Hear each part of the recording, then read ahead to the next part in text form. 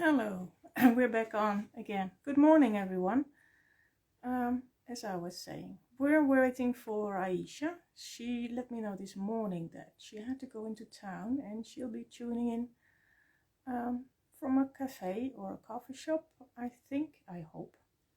And yeah, if you're watching and you have a question about the energy of houses and properties, just let us know in a message.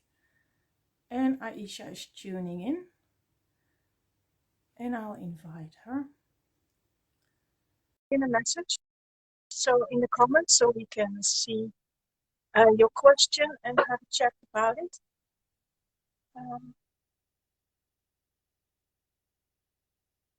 There she is.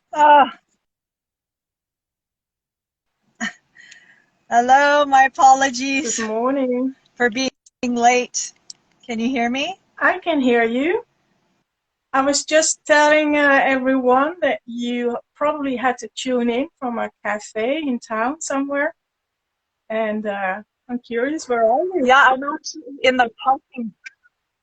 Yeah, I'm in the parking lot. Is my connection okay? Yeah, I can hear you fine. I can see you fine.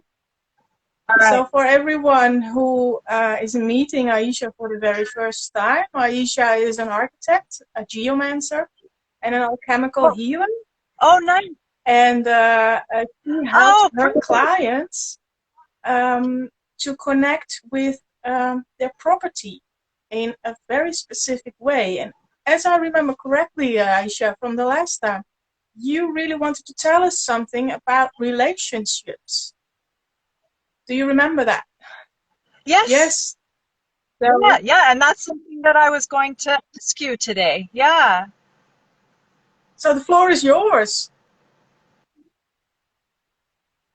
Oh, yeah. Well, I was going to ask you actually about, well, first of all, it's great to hear that there's another architect in the room who's working with the land. And did you also say, Nikki, that this person is also doing alchemical healing? No, I was talking about you. Whoa, okay. I thought that, I was like, that's very specific. I'm like, that would be awesome. No. Okay, so you were talking about me, and what was this person asking, the architect in the space? No, you were telling us in our last episode that you wanted to tell us something about relationships. Oh, yes. Yeah. I actually wanted to ask you about relationships. Okay. And through my question, I've just been reflecting on it a lot. You know, we talk about our houses, our spaces as, you know, in a lot of our conversations, we're talking about how our space ultimately should be, or not should, but is desirable to be, you know, like your own personal power place, as you say, Nikki. Or I'll often, you know, the aim of my work is to create vessels, indoor or outdoor spaces that support one's unfoldment, support people's soul's purpose, support beyond the physical material needs, which are important, of course, but what more? What's more? What can our spaces do more for us as we are evolving, as we are transforming, as we are crossing this threshold into the new paradigm? And and so a lot of that works, you know, when I'm working one-on-one with a client, then we're focusing on their signature energy, we're focusing on awakening their soul's purpose and tuning into their inner world in order to build their outer world, right? And so I've been reflecting on, you know, I work with couples as well, and I have worked with some small groups. And I've been working on my own house, the construction of my own house with my husband. My son is almost 9 years old, so he's He's involved in a different way. He has some opinions as well. Um, and really reflecting and deepening in that a lot more as I go through this experience of building a home for my family. And the question is, Nikki, that I'm putting out into the space for everyone who's joined, to the space for you as well. How do we really build spaces that support the energetics of each individual within the household? You know, we're not walking around living our life independently. We have relationships. We have family members. We have partners. Some of us do live solo. Maybe we live with animals, with cats, right? And so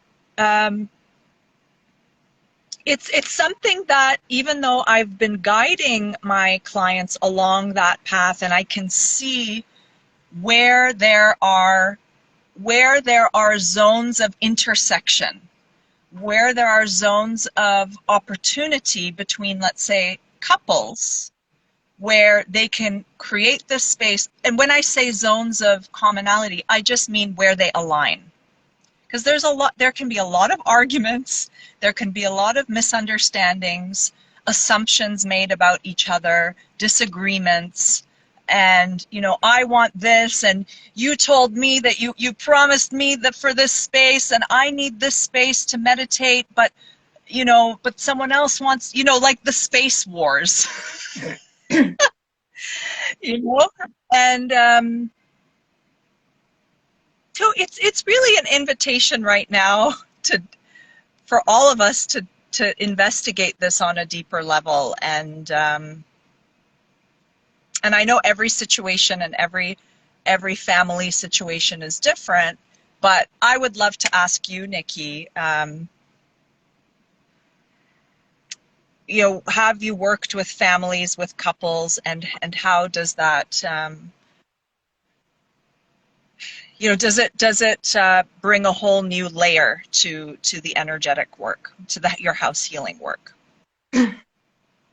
My clients, most often it's the lady of the house who connects with me, and often they're the husband, the partner is the more septic one. But it is Right. always like skeptical. It is always a group effort, because they all live in the same place. So when something is a group effort, you can create an energy that consists out of each family member individually, that gives a special flavor. And this flavor is the thing I work with. So I have to talk with each member of the family. So everyone has a way of connecting with this energy in its own and unique way. And if then fights exist between two members of the family, that is a different mirror. And as we all know, in relationships, we need to compromise. And hopefully we are able to do that in such a way that everybody wins. So if I would be doing your job, I would connect with this mixture of energies of each member of the family and start creating with that. And yes, of course, you will have debates and discussions. But if you are able to somehow materialize and manifest this mixture of energy, then everybody will be happy, because everybody has its own unique way of connecting with this specific mixture of energies. Because it's not always layered like that. It is one big mixture. If you put sugar in your coffee, you cannot separate the sugar from the coffee anymore. It is one mixture, and you have to work with that.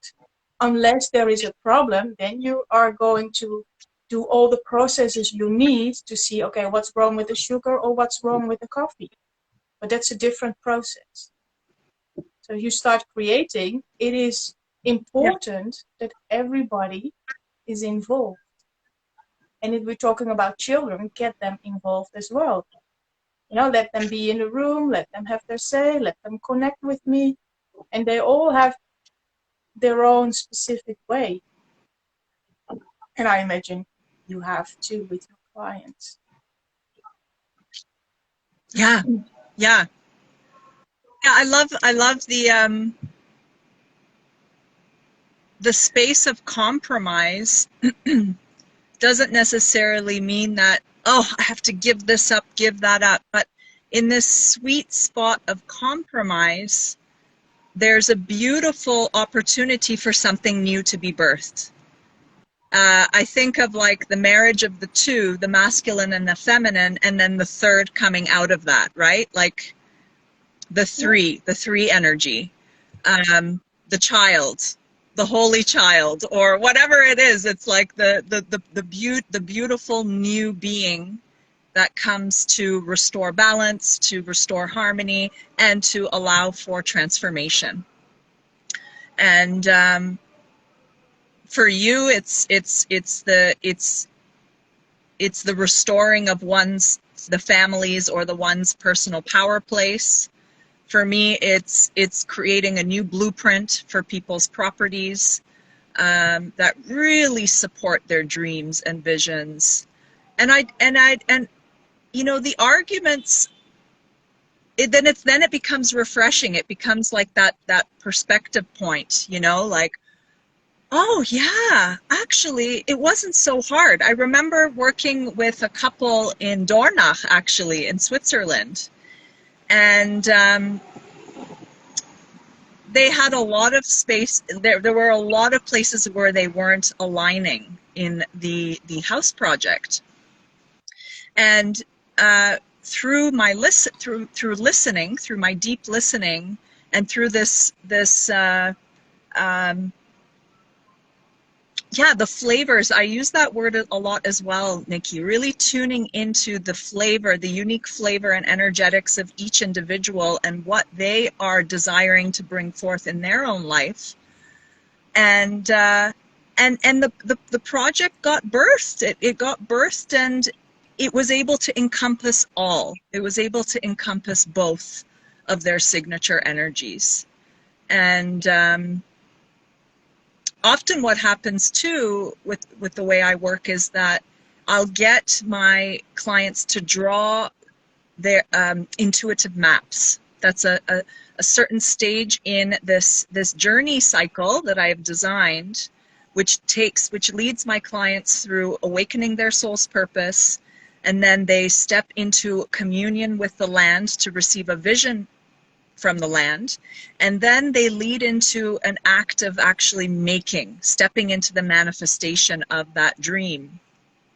And I'll get them to do the sketching and the drawing, and it's really fun. It's really fun to see what maps and drawings come, even from people who like in the beginning will say, well, I can't draw, I don't know how to draw or do, you know, anything, and then so much information comes out of these intuitive maps, and the spirit and their higher purposes are guiding the process. It's really a lot of fun. Yeah. That reminds me of an exercise I once did with a group. We went to a power place in the area, and we had all to do. The assignment was connect with this power place and make an automatic drawing, or as Marco Picalpnik says, a cosmogram of the place. And then, of course, after we compared, and you could see that there is a general flavor of energy coming out of each and everyone's drawing. It was either, you know, a stripe or some kind of swirl that was repeated in each and every one of our drawings. So if you connect, there will always be, you know, a general baseline, maybe you can say, that is expressed in everyone's personal way, in his personal energy. Oh, I love it. I love it. That's just so much fun when you start to see and experience the energetics, the genius loci, whatever it may be, the story of place, in these drawings, these energetic drawings. I love it. And something that's coming up for me now as you speak, Nikki, is, for the architects who are listening to this recording, it really, really helps to laser in on the one optimal design when you're working in this way. So often we lose money, so much money as architects, overworking, over designing, drawing too many options for one property. Oh, should we put the house there? Should we put the garden here?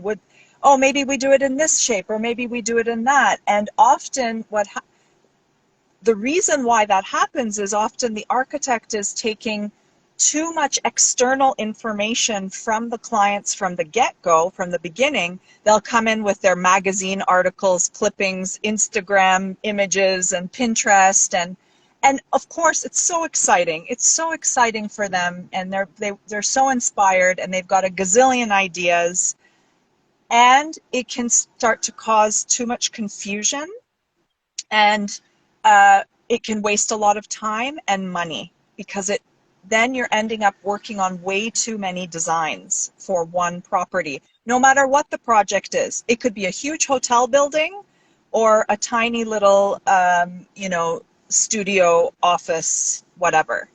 So what you're talking about, Nikki, and this intuitive map, these energetic drawings,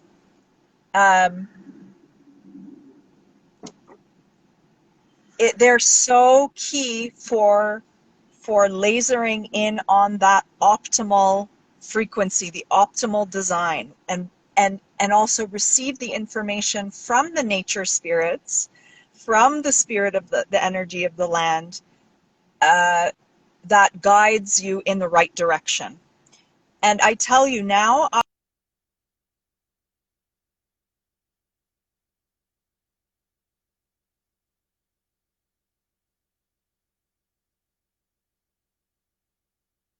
something popped up.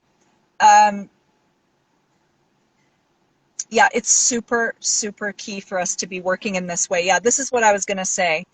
I now I create a container, a limited container to deliver a conceptual design for my clients, which is about 2 months, 2 months of partnership plus like a three weeks of finalizing the drawings. Now, that's actually, and this is conceptual design at a more, you could say, with a couple steps more detailed, with dimensions and everything. And just again, for the architects who are listening, I do this for any size property. I use the exact same container of time, whereas architects will base their fees or their projects on the amount of square meters of the property. All this to say, this is all I'm saying is I've created a very precise container of time, and it's amazing what happens within that precise container of time without drawing the project on for too long, because that's what ends up happening in the consulting world. So yeah, I'll leave it at that. Yeah. So it's like what Nikki and I are talking about, everyone, is so practical. I can't emphasize it more. This spiritual work, if it is integrated, this house healing work and the sacred blueprint work that I do, it is grounded, it is integrated, and it is practical. It delivers practical solutions. What you do for your clients and making up this initial drawings.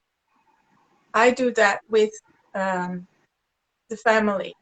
And then we start talking about this laser focus energy, what they would like to invite in their homes, which is basically similar.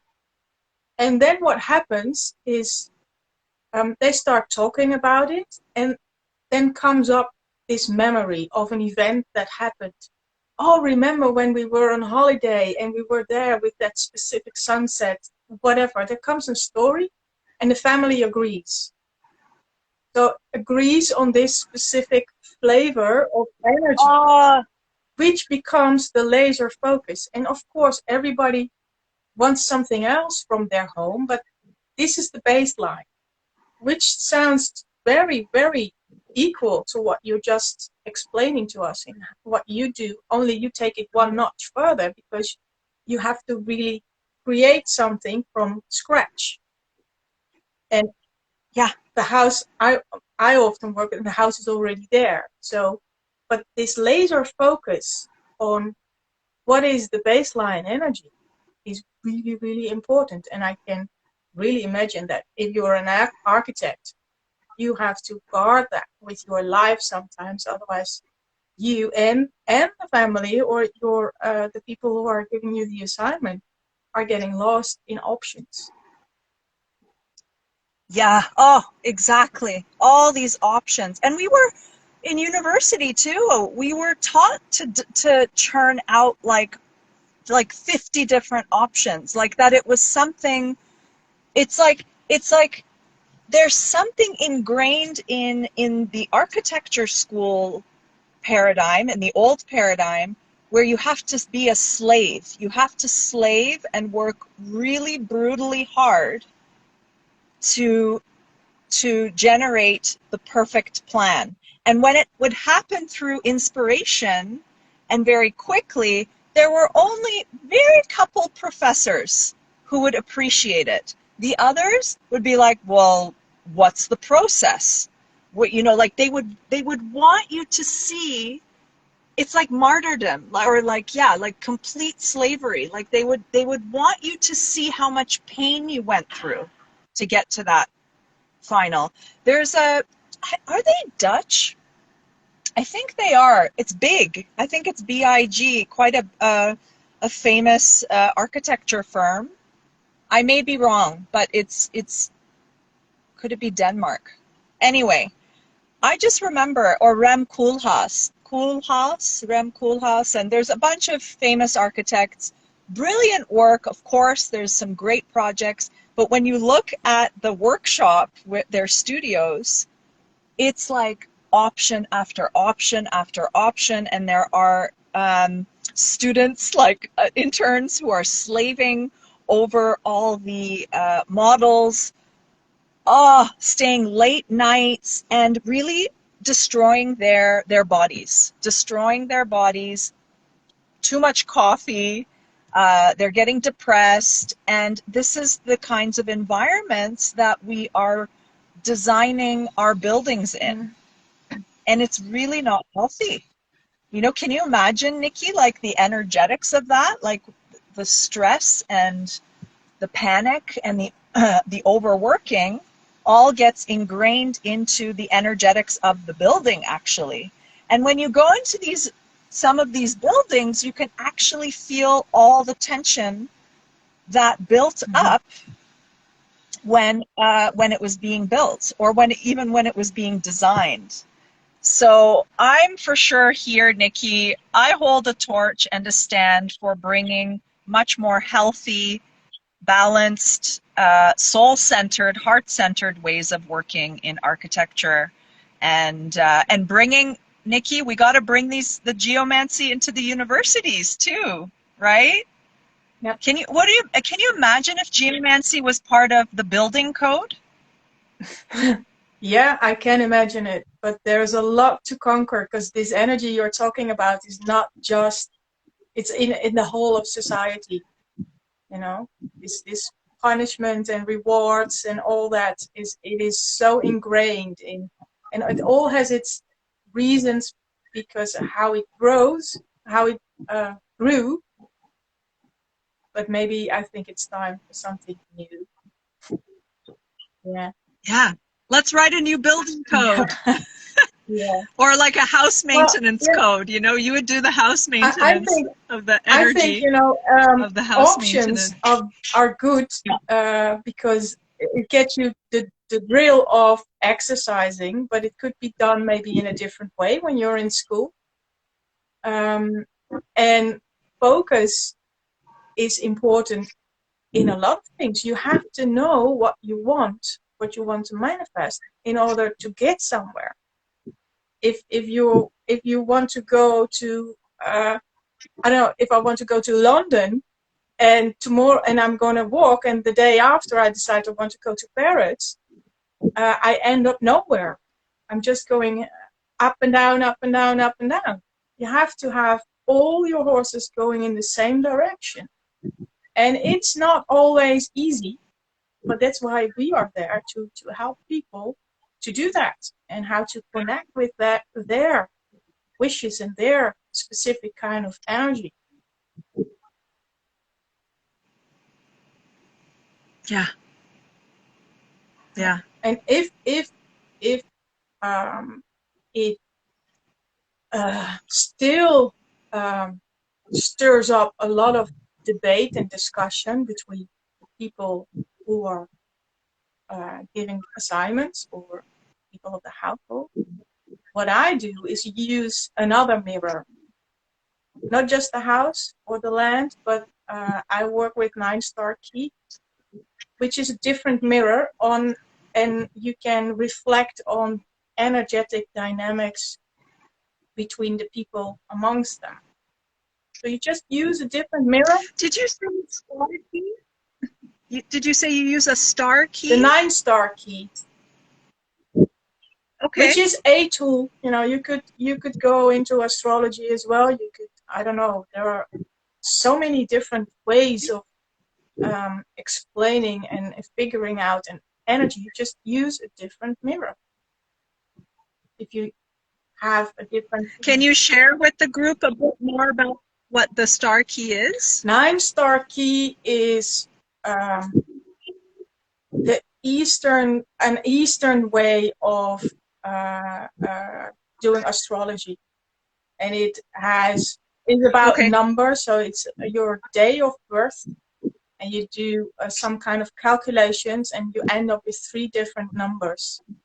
And the 3 numbers, they represent your inner child, the way you are behaving, and the way people are seeing you. So basically, the driver, the kind of car, and the way you drive. So that is and it's only 9 numbers, so it's pretty simple, and you can elaborate it really deep. But for the basic interactions between family members or staff members, it's really easy to see if they are working with a stimulating energy or a controlling energy. And that is working down with the 5 elements out of the Feng Shui, which is a process like we discussed in the 4 elements episode a while ago. This is the 5 elements, so you can really see if people are stimulating each other or just controlling is maybe not the right word, but building up and breaking down is a way of energy. And sometimes you see already in conversations how the dynamics are, and it is not good or bad, it's just a dynamic. And if people are aware of that, then you can work with it. It has nothing to do with whether you love someone or not. It is just about an energetic dynamic, and it takes some conversation to explain that, because when something is called a minus or a negative, then people are immediately oh my god, this is bad, but it is about energy dynamics. And I'm sure, I think you told me once that you are you have a pretty good background in astrology. You have probably similar dynamics to explain when people are working with astrology, similar dynamics. It's just a dynamic. Yeah, I actually am not. Yeah, I don't have a very strong background in astrology. Um, it's more, yeah, I'm working with the alchemical energy healing more to deepen in and yeah, but yeah, astrology is for sure. Yeah, and human design too. If anyone in the group, if anyone knows about human design, I think is also, it's based on the I Ching. Yep.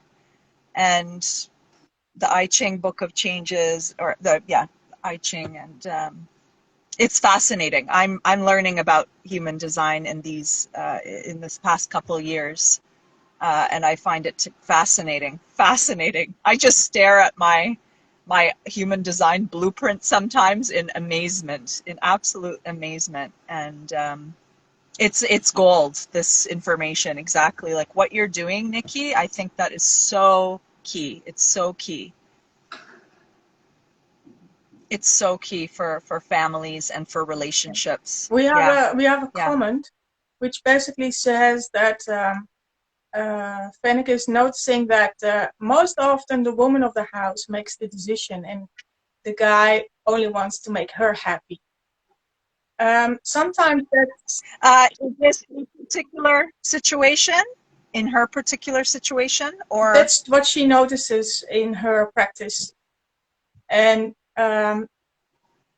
I said in the beginning, most often it's the lady of the house who connects with me. But it's not always, in my experience, that the husband just wants to make her happy. That is the initial, okay, let's do this because nothing else helps. Okay, let's try it. But it's really important to also connect the other party, the partner, because of this baseline energy. And he needs to be home as well. So if you notice that one partner is taking over and making all of the decision for everyone because she knows best, then you have to step in as a consultant, because that's not the best option for everyone.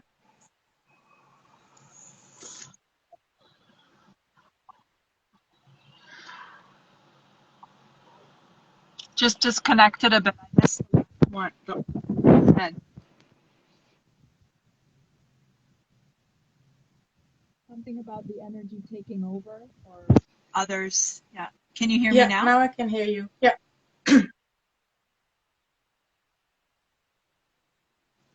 I think we have time for one more question, if there is any. Otherwise, we need to probably wrap it up. Yeah. And if you have questions after seeing the replay, just send us a DM. Or if you have a topic that you would like to have us talk about next time, let us know. And then we'll see each other probably in another week or two.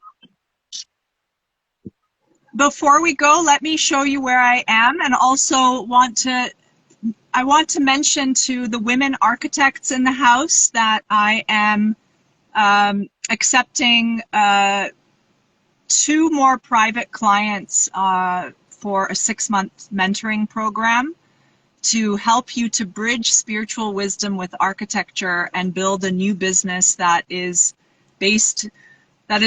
rooted in spirit and your divine calling, and attracts abundance and makes you happy and gives you plenty of time to be out in nature and not stuck in front of the computer for hours and hours in an office. So PM me if you're interested. I am accepting 2 more clients.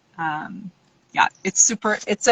I'm currently mentoring someone in Jordan and Australia, in the someone who flies all around the world all the time. She's like the head of a big office, actually, but it's a lot of fun. And so send me a message if you are interested. Let me show you where I am. I'm in a parking lot. Look, Talk about houses and properties.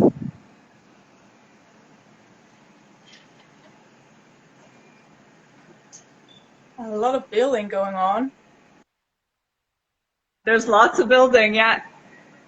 This is downtown Izmir, and up in there you can see there's a lot of illegal construction actually up on the hills. But there are quite a lot of power spots, my friends, up in the mountains here, and ancient sites where they just keep on finding new remains of, you know, amphitheaters and temples, and I mean, there's just so many layers here. But I just wanted to give you guys a feeling. There's an old castle up at the top there too, which I actually haven't been to yet. That's on my bucket list. That's on my bucket list. Yeah, in the parking lot here.